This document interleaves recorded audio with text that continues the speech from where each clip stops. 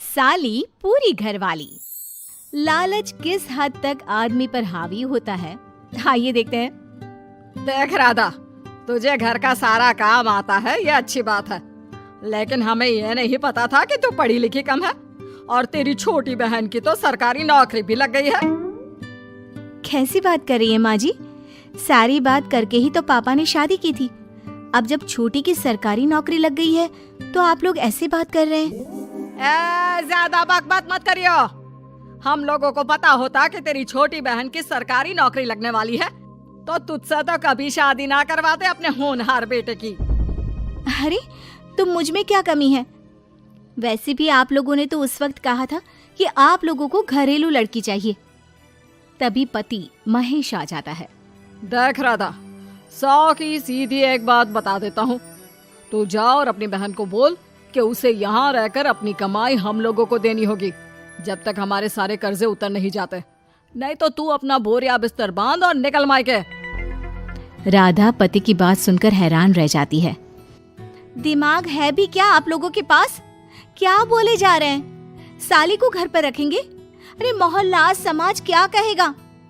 और माना पिताजी को उसके पैसों की जरूरत नहीं है, लेकिन वो अपनी कमाई आप लोगों को क्यों देगी? अरे क्योंकि हम लोगों के ऊपर कर्जे हैं, समझी? या तो तू कमा कर ला या अपनी बहन को बोल कि अपनी बहन का घर बचाना चाहती है तो यहाँ आकर रहे। सभी मिलकर राधा को घर से निकाल देते हैं। राधा भी कहाँ जाती, मायके जाकर रोने लगती है। छोटी बहन मीना कहती है, अरे क्या हो गया दीदी, कितना पैसा मांग रहे हैं? अरे अभी दे देते हैं ना, रो मत, अब तो मेरी भी नौकरी है। लेकिन राधा तो रोए ही जा रही थी। नहीं नहीं, इस बार लगता है उन लालची लोगों ने कुछ और ही डिमांड रखी है, वरना राधा इतना ना रोती। क्यों बेटी, क्या हुआ है? माँ पिताजी, इस बार जो उन लोगों ने मांगा है ना, वो सुनकर तो आप लोगों के पैरों के नीचे से जमीन खिसक जाएगी। ऐसा क्या मांगा है दीदी? तुझे मांगा है।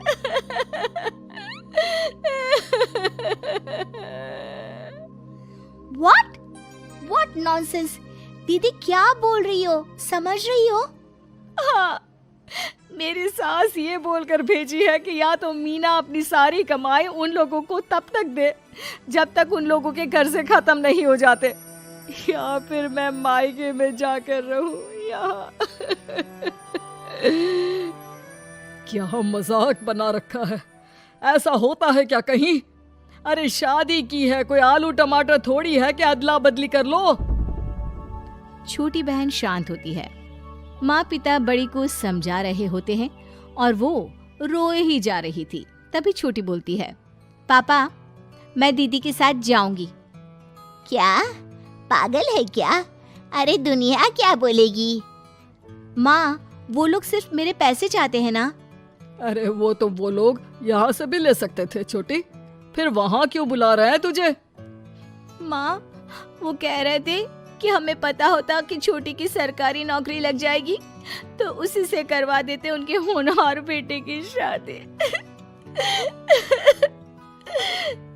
हाँ, और मैं जैसे उस लपड़गंजू से शादी कर लेती। लपड़गंजू? अगर वो लपड़गंजू है तो मेरी शादी क्यों करवा दी? मैं नहीं जाने वाली वापस। अरे क्योंकि तू बेवकूफ है, तुझे जवाब देना नहीं आता। चल मेरे साथ। उन लोगों को लगता है ना साली पूरी घरवाली, तो अब देखिए साली का जलवा। और शादीशुदा बेटी को पिता भी कितना घर बिठाते। उसकी ससुराल जाते हैं दोनों बेटियों के साथ। आइए आइए, ले आए अपने कमाओ बेटी, ये अच्छा किया। समझदार आदमी की पहचान यही तो होती है। मुझसे बात करिए ना, मैं रहने आ रही हूँ इस घर में, तो मेरी कुछ शर्तें रहेंगी। अरे वाह जी वाह, बहन के ससुराल में भी शर्तें? अरे और क्या, आप लोगों को मेरे पैसे चाहिए, दीदी घर का काम करेगी, इतना सब मिल रहा है। वैसे आप तो जानती हैं, बाजार में बिना शर्तों के तो एक पॉलिसी भी नहीं मिलती है। बात तो ये सही बोल रही है, सरकारी नौकरी वाली लड़कियां ऐसा नहीं मिलती। हाँ हाँ ठीक है, अच्छा बोलो छोटी बहू, क्या शर्तें हैं तुम्हारी? मैं कोई काम नहीं करूंगी। कैसी बात कर रही हो छोटी बहू, तुम नौकरी करोगी? अरे लाखों कमाओगी कि घर का काम करोगी? घर के कामों के लिए है ना ये बड़ी। दूसरी शर्त, मुझसे कोई बदतमीजी से या ऊंची आवाज में बात नहीं करेगा। अरे कैसी बात कर रही हो तुम तो ख्वाबों की रानी हो।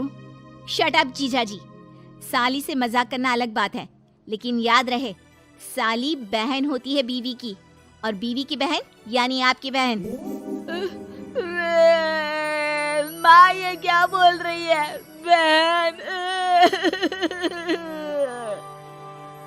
अरे ना बेटा, मैं हूं ना, बात करती हूँ ना, रो मत बच्चा, रो मत। खैर, पिता दोनों बेटियों को छोड़कर चले जाते हैं। अगली सुबह, अरे सरला, जल्दी से मेरा और तुम्हारी बहन का खाना पैक कर दो, हम लोग ऑफिस के लिए निकल रहे हैं। लेकिन सरला तो सोफे पर बैठकर टीवी देख रही होती है। देखो जी, मेरी बहन पैसे कमा रही है तो मैं क्यों काम करूं? याद है ना मम्मी जी क्या बोलती थी कि मेरा बेटा पैसा कमा रहा है, तब सारा काम मैं करती थी। अब मेरी बहन कमा रही है तो मैं भी काम नहीं करूंगी। हाँ। अरे साली साहिबा, चलिए ना, मैं आपको दफ्तर छोड़ देता हूँ। क्या रेपुटेशन बनेगी हमारी। हाँ हाँ जीजा जी चलिए, आज आपकी ये इच्छा भी पूरी कर देते हैं। छोटी के ऑफिस में, अरे ये कौन है? तेरे जीजा जी है ना? ये कैसे तुझे छोड़ने आ गए? अरे वो अब ना मेरे पास ही रहती है। सभी एक दूसरे की तरफ देखने लग जाते हैं।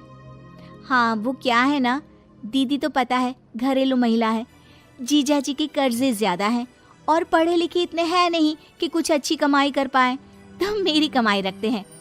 बस जैसे ही इन लोगों का कर्जा खत्म हो जाएगा मैं अपने घर चली जाऊंगी। पास खड़े जीजा जी का मुंह बन जाता है। घर आकर, छोटी, तुम ये क्या बकवास कर रही थी? ये सबको बताने की क्या जरूरत थी? अरे जीजा जी, आप खुलेआम सबको ये कहे कि साली आजकल मेरे साथ रहती है तो लोग क्या सोचेंगे आप जानते हैं ना। अरे उससे कुछ मत बोलना बेटा, चल मेरे साथ, तुझे ना बाजार का डोसा खिलाती हूँ। चल चल चल। हाँ दीदी तैयार हो जाओ, डोसा खिला रही हैं आंटी जी। तीनों जा रही होती है कि पास मोहल्ले की कुछ औरतें वहाँ पर जमा रहती है। अरे लाजो बहन, बहू की बहन यहीं रह रही है क्या? हाँ हाँ, इसे भी रख लिया है। अब आप तो जानती ही हैं कि हम लोगों का दिल कितना बड़ा है। जी, इन लोगों का दिल उतना ही बड़ा है जितना इन लोगों का कर्जा। अब बेचारी बुढ़िया का बेटा लायक तो है नहीं और बहू की बहन की सरकारी नौकरी, तो ले आए घर अपने। इनका कर्जा अब मेरी कमाई से ही तो खत्म होगा ना। सबके सामने सास की भी बेइज्जती हो जाती है। घर आकर सास और बेटा दोनों छोटी पर बरस पड़ते हैं। बस, मैंने कहा था मुझ पर कोई नहीं चिल्लाएगा। मैं जा रही हूँ अब। अरे लेकिन, अरे जाने देना माँ, मुझे एक बात समझ में आ गई है। अगर हमें खुद पर विश्वास हो तो अपनी समस्याओं को हम खुद सुलझा सकते हैं, फिर हमें किसी की जरूरत नहीं है।